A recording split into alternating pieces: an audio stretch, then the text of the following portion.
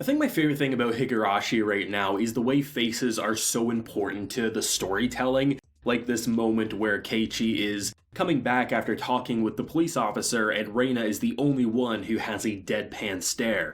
It adds so much to the narrative and the spookiness that it has going for it, and easily episode 3 is my favorite out of the 3 episodes. This had me on the edge of my seat asking so many questions, having so many theories go through my mind, and by the time I left this episode, I still have no idea who to trust, and I thought this episode would be the one to set me straight, and I still have no idea.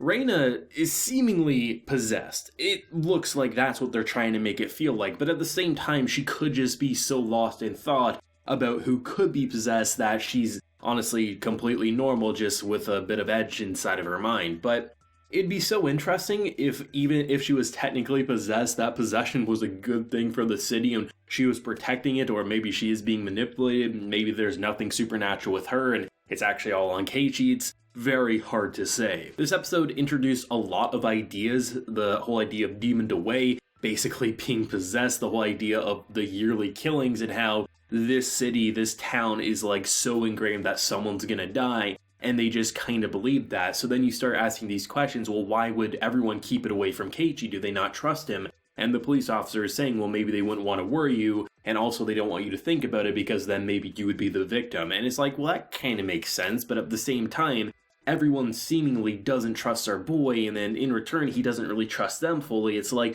what's going on? And I love that about this show is that it constantly has you questioning, is this friend or is this foe? Last week I mentioned the whole idea of this photographer. I was like, a part of me wants to say he's going to be a bad person, but then on the other hand, he could be the one who's going to be our greatest ally. And now seemingly he's gone missing alongside his female friend there. And it doesn't look good for Keiichi because he was kind of the last one to see them, and Reina kind of spied in. And was Reina behind the killing or the missing or whatever happened, right? You don't really know. And the constant questions and like they'll give you info and you're like, okay, that definitely puts it all on Reina. But then you'll see other information, you're like, well, maybe she's actually trying to protect, but if she's trying to protect, is she hurting innocent people in the process? I mean, when we got introduced to the police officer, my red flags went up immediately. This guy looked like a creeper. And while that may not be the nicest thing to say, and I kind of felt bad after he showed the badge, but there was a lot of things he was saying that creeped me the hell out. Like the fact that he went to this one cafe where he's like, oh yeah, look at all the eye candy.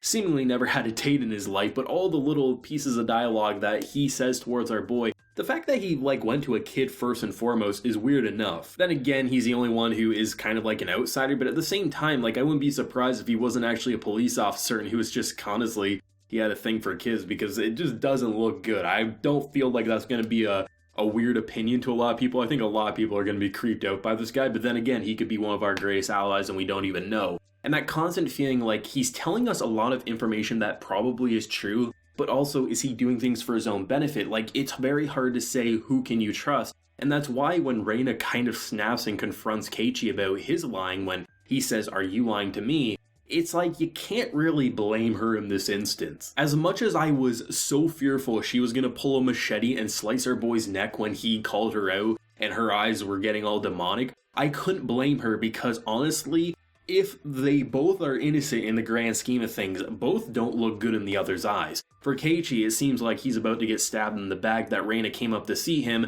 overheard the phone call, she's nowhere to be seen, he better be locking his windows tonight when he goes to sleep. And then of course you have Reina, who seemingly is so obsessed with keeping a secret, but is she trying to protect the town? Is she behind the killings? Does she know a lot more than she's letting on, or is she as scared as someone like Keiichi right now? It's very hard to say. So that's why it's very hard for me to say this is exactly what's happening, because I really don't know. Right now, if I had to put my eggs in any basket, I would say potentially she's being this demoned away, but at the same time, I'm not fully confident in that fact, but it very well could be. And I love the idea in that uncertainty. From what everyone has told me about Higurashi, its biggest strength is the mystery and the questions. And I've had so many questions, so many just I wish I had answers, but really I feel like I have had almost no answers. The most answers I've had is the idea of what's happening to this town and the demoned away, but I still have no idea about last week, how it kicked off, and just who I should trust and who's actually behind everything right now, because as far as we know, they could all be on his side but think he's the one who's going to get possessed because he's the outsider or something like that. I mean, there was definitely some fun moments. I love the dad coming up with his tea and biscuits saying, oh yeah, you got a girl in your room, here you go, champ.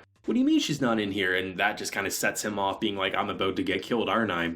It's very hard for me to put my theories on the table because it feels like this show, it's taking its time, but it's also doing things so quickly. And in doing so, it gives you those moments to start thinking. But then when you start really feeling like you have an idea, it then throws a bunch of new information your way and you're like, well, I don't even know if I can comprehend this and I can't wait to see more. And I think that's why rewatches are going to be so fun for the show, because you're going to see so many things in so many different lights. And I really enjoyed it. I felt like episode 1 and 2 really used the music and the cicadas and things like that to really set the stage for the tension. This episode, visuals stole the show. I mean, you start the episode off with the drum beats and really highlighting Keiichi, and I'm like, is this important? Is this a red herring? Why do you keep doing the drum beatings and then focusing back on our boy's face?